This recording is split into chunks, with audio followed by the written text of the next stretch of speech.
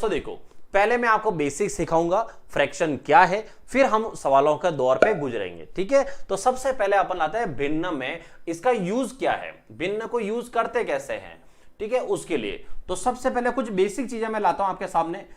तो देखो, मैं अगर आपसे ये कहूं कि एक पानी की टंकी है, ठीक है, पानी की टंकी है, और पानी की जो टंकी है उसका 2/7 भाग, तो पानी की टंकी का 2/7 भाग खाली है, 2/7 भाग खाली है, और टंकी में 400 लीटर पानी भरा हुआ है, 400 लीटर पानी भरा हुआ है। तो बताओ टंकी में कितना पानी और आ सकता है। तो बताना यह है कि टंकी में कितना पानी और आ सकता है, ठीक है। या फिर यूं पूछूं कि टंकी की कैपेसिटी क्या है, टंकी में कितना पानी और आ सकता है, या फिर टंकी की कैपेसिटी कितनी है। बस इतना सा सवाल ही है। भिन्न को अच्छे से समझ लेना, फ्रैक्शन क्या चीज होती है उसको समझ लेना, ताकि आपको आगे कभी दिक्कत नहीं आएगी, ठीक है। चलो देखो, तो अब मैं आपको बताता हूं इस सवाल का क्या लॉजिक है उसके लिए। तो दोस्तों ये है, यूं मान लो एक प्लॉट है, उस प्लॉट के कर दिए 4 हिस्से, ये ऐसे, ठीक है, ये ए को मिला है और ये पूरा जो है वो बी को मिला है, ठीक है, ऐसे हिस्से के बी को, और ये मिला है सी को, ठीक है। अब आते हैं गणित में कि हम अगर पूछे कि भाई ए को कितना हिस्सा मिला, तो मैथ्स में इसको कैसे लिखा जाता है, आपको बस ये सिखा रहा हूं। तो इसका मतलब है मैथ्स में कैसे लिखा जाता है, मतलब बिल्कुल बेसिक कवर कर लो आप अच्छे से। तो अगर मैं पूछूं ए को कितना हिस्सा मिला, तो मैथ्स में जो फ्रैक्शन बनी है, भिन्न जो बनी है, वो भिन्न कैसे बनी हुई है दोस्तों। तो नीचे हमेशा लिखा जाता है कि जो भी आप जिसकी बात कर रहे हो उसके टोटल टुकड़े कितने हैं, उसके सब हिस्से कितने हैं, वो हमेशा नीचे लिखा जाता है। और हम जिसको पूछ रहे हैं, हम जो ज्ञात कर रहे हैं, जिसको बोल रहे हैं, उसके पास कितने टुकड़े हैं, मतलब जो बात हो रही है वो कितने टुकड़े की हो रही है, उसके पास कितने टुकड़े, वो ऊपर लिखा जाता है। तो इट मींस ये है कि अगर मैं पूछूं कि ए के पास कितना हिस्सा है, तो ए के पास कितना है, तो सबसे पहले ये देखा जाएगा कि उस प्लानिंग के, उस प्रॉपर्टी के टुकड़े कितने हुए हैं सारे। तो 1 2 3 4 सारे टुकड़े टोटल कितने हुए, 4। हम पूछ रहे हैं ए को कितना मिला, तो अगर हम पूछ रहे हैं ए को कितना मिला है, तो ए क्या बोलेगा, मुझे एक हिस्सा मिला है, तो मुझे एक हिस्सा मिला है, और इसलिए हम मैथ्स में इस हिस्से को, इतने से हिस्से को क्या बोलते हैं, 1/4। तो इसका मतलब है 1/4 क्यों आया, तो याद रखना नीचे की संख्या हमेशा टोटल को बताएगी और ऊपर की संख्या हमेशा जिसके लिए पूछा जाएगा उसको बताएगी। पूरी मैथ्स में ये चीज अच्छे से ध्यान रखना। क्लियर सबको, पूरी मैथ्स में कह रहा हूं, अकेला इस टॉपिक में नहीं कह रहा हूं। तो अब आता हूं कि अगर मुझे ये चीज पहले से पता हो तो मुझे सवाल को लिखने की भी जरूरत नहीं है, मतलब पेन भी उठाने की जरूरत नहीं है। कैसे, अब मैं आपको मौखिक समझाता हूं, समझना। यहां पर क्या लिखा है, एक पानी की टंकी का 2/7 भाग खाली है। तो 2/7 भाग का मतलब आप ये पूरा मत समझो 2/7, नहीं पूरा बोलो ही मत ऐसे 2/7। पानी की टंकी का 2/7 भाग खाली है, इसका मतलब होता है कि जो पानी की टंकी है वो 7 भाग में है। पानी की टंकी जो है वो 7 भाग में, 7 भाग का मतलब ऐसे समझ लो 7 लेयर, 1 2 3 4 5 6 7 ऐसे। तो पानी की टंकी 7 लेयर में है और वो कह रहा है कि 2/7 भाग खाली है, तो खाली सिर्फ इतना सा है।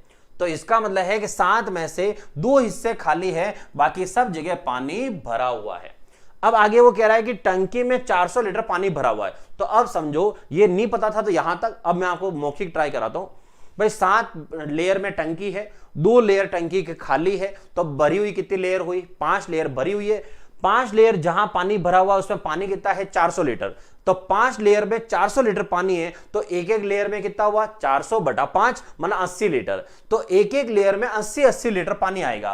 तो एक एक लेयर में 80-80 लीटर पानी आएगा। तो मैंने पहला सवाल आपसे क्या पूछा है, कितना पानी और आ सकता है। तो भाई हर लेयर में 80 की कैपेसिटी है, तो 80 और 80 और आ जाएगा, तो 80-80 2 बार आ जाएगा। तो कितना पानी और आ सकता है, तो इस सवाल का आंसर हुआ 160। भाई इसमें कितना पानी आ सकता है, 160 लीटर आ सकता है। सेकंड पूछा मैंने कैपेसिटी, इसकी कैपेसिटी कितनी है। तो एक लेयर में 80 लीटर आ रहा है, टोटल लेयर कितनी थी टंकी की 7, तो एक लेयर में 80, तो 7 लेयर में कितना हुआ 80 इंटू 7 मतलब 560 लीटर। क्लियर सबको? तो ये था बिल्कुल बेसिक वाला सवाल, बिल्कुल बेसिक जो कहते हैं वो वाला, कि इस सवाल को आप ऐसे समझोगे। अब क्लियर सबको? चलो एक सवाल और बनाता हूं और देखो। अगला सवाल है, एक व्यक्ति, ठीक है, कुछ सवाल क्या मैंने आगे लिखे नहीं है, दूसरे आगे सब लिखे हुए, लेकिन ये सवाल मैं आपको लिख के करा रहा हूं ताकि कुछ जो याद आ गया मुझे। एक व्यक्ति अपनी मासिक आय का,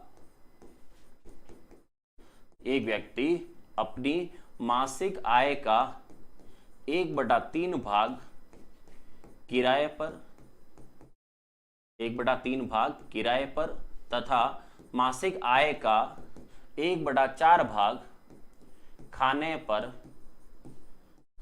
पर खर्च करता है तथा अब उसके पास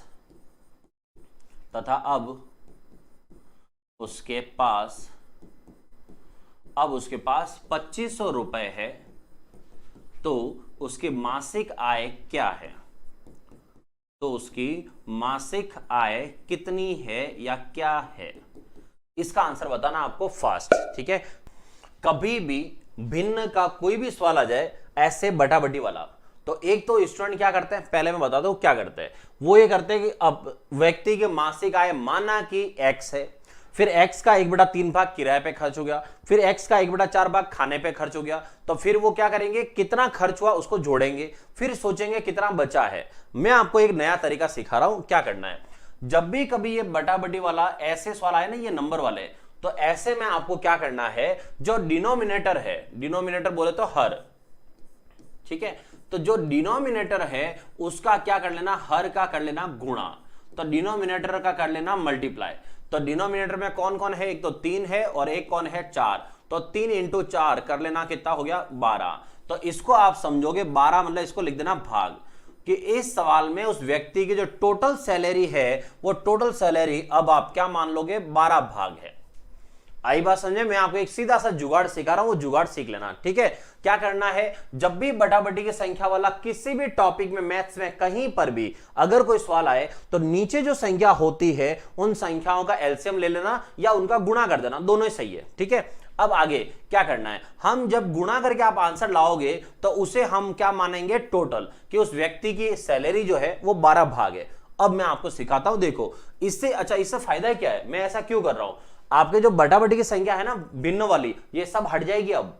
तो अगर ऐसा करोगे तो ये सारी संख्या बटाबटी हट जाएगी। कैसे, चलो शुरू करते हैं। अब देखो उस आदमी के किराए पर कितना पैसा खर्च हुआ, तो किराए पर कितना खर्च हुआ, तो वो कह रहा है कि मासिक आय का, मतलब अब मैं क्या लूंगा 12 का, कि मासिक आय का 1/3 भाग, तो 12 का 1/3 भाग, तो 12 का 1/3 भाग का मतलब हुआ 4 भाग, तो 4 भाग उसे खर्च हुए, कहां हुए, किराए पर खर्च हुए। सेकंड है खाने पर कितना खर्च हुआ, तो दोस्तों खाने पर कितना खर्च हुआ, तो पूरी जो मासिक आय है, मासिक आय का 1/4 भाग, तो मासिक आय का 1/4 भाग मतलब 3 भाग ये खाने पर खर्च हो गए।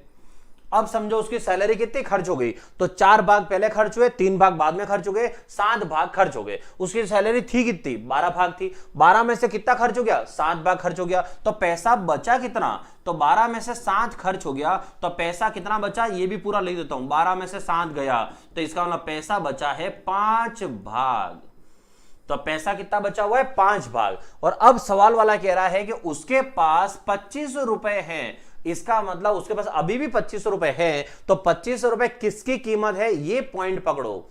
तो इसका मतलब उसके पास कितना है, 5 भाग, तो 5 भाग बचे हुए हैं, तो भाग में तो बचे हैं 5 और रुपए में बचे हैं 2500। इट मींस हो गया कि 5 भाग की कीमत कितनी हो गई, 2500 रुपए।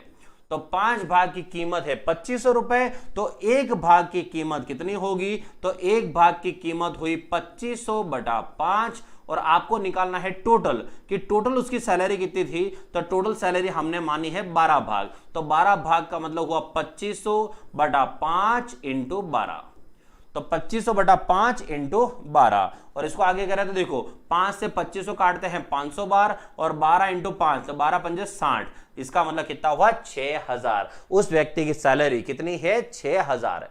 ठीक है। अब ध्यान, अगर आपने ऐसे तरह से सवाल नहीं किया है तो आप ये मत सोचना कि यहां से यहां तक इतना लंबा सवाल हो गया। ये लंबा सवाल नहीं है, ये आपको समझाने का तरीका था कि आपको एलसीएम लेना, तो एलसीएम लेना लिखने की कहां जरूरत है, ये तो मैंने आपको समझाया सिर्फ। उसके बाद कितना इस पे खर्च हुआ ये लिखने की जरूरत नहीं है, ये आप यही कर सकते हो भाई। 12 का 1/3 मतलब 4, 12 का 1/4 मतलब 3, वो काम डायरेक्ट कर सकते हो। तो आपका काम सिर्फ ये इतना सा ही रहता, ये वाला इतना सा करते तो भी आपका आंसर आ जाता। तो कहने का मतलब है कि पॉइंट पकड़ो और बिल्कुल बेसिक चीजों को समझो तो आपका काम आराम से हो जाएगा। क्लियर?